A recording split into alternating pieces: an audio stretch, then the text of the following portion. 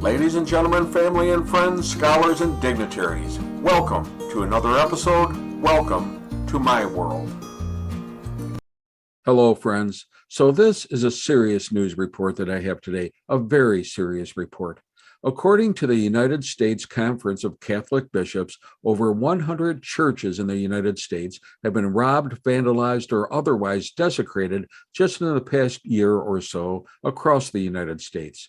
This includes both arson, statues being destroyed, graffiti, and so much more. In Canada, dozens of churches have been burned or vandalized. And in France, across Europe, and across the world, Christian sites have suffered defacing and destruction of churches and religious statues, clearly demonstrating a growing intolerance towards Christianity. In fact, a former foreign correspondent at the New York Times even called these acts Christophobia, and that's a term that U.S. news outlets won't even use. It's a type of a prejudice, including virtually every type of discrimination and intolerance and even hate crimes, but against organized Christianity as a group rather than because of race or politics. Churches are being burned to the ground, and yet, for some reason, this isn't the biggest story of the day. But national news media cannot ignore intolerance against Christians, and especially Catholics in general.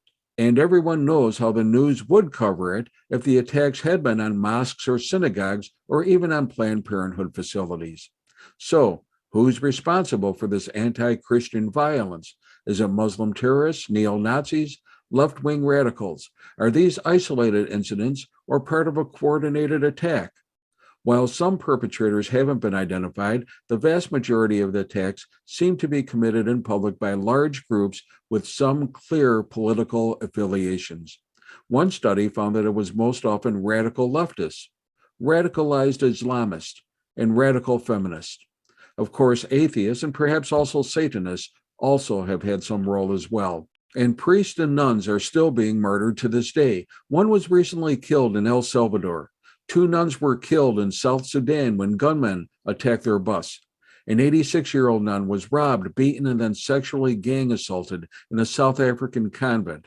An Irish nun was killed at another South African convent. A priest was shot and killed in the Philippines, and others have received death threats. In fact, over 20 Catholic missionaries were killed just in 2020, including 8 priests, 3 religious women, 1 male religious, 2 seminarians, and 6 lay people. And over the last 20 years, over 535 pastoral workers have been killed in the world, including nuns, priests, ministers, missionaries, and even bishops, both Catholic and of other Christian religions as well. Scores of such incidents take place every year just in Europe, a continent whose record of anti-Christian, anti-Catholic attacks and hate crimes point to a troubling worldwide rise of this sort of anti-church intolerance, vandalism, and arson. Just in 2018, there were 325 hostile actions directed towards Christians, including a 285% increase in anti-Christian incidents just in France. So we knew of millions of Christians that were persecuted and killed in the communistic countries. But today we see a growing intolerance even in the so-called more tolerant countries. The Organization for Security and Cooperation in Europe, OSCE, reported in November 2020 that it documented almost 600 hate crimes against Christians in Europe in 2019, 76% of which were attacks against property and 10% of which were actual assaults against Christians. And worldwide, of some 140 countries studied, it is estimated that 340 million Christians actually suffer some level of harassment or persecution. That's about 1 in every 8 Christians throughout the world. It's by those who despise religion and organized religion, especially the Roman Catholic faith, because of their staunch view against sin and immorality.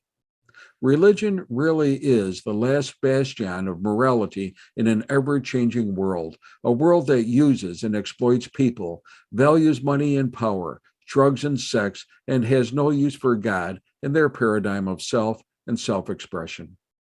Society is in need of healing, perhaps more now than ever, but the rise of intolerance and racism and hatred that we're seeing is only going to continue unless we all take a strong stance. Please pray for the protection of our churches. I believe that that is the will of God, peace and world peace. Saint Michael, the Archangel, defend us in battle. Hey, be safe, be well, and may God bless us and protect us even from ourselves.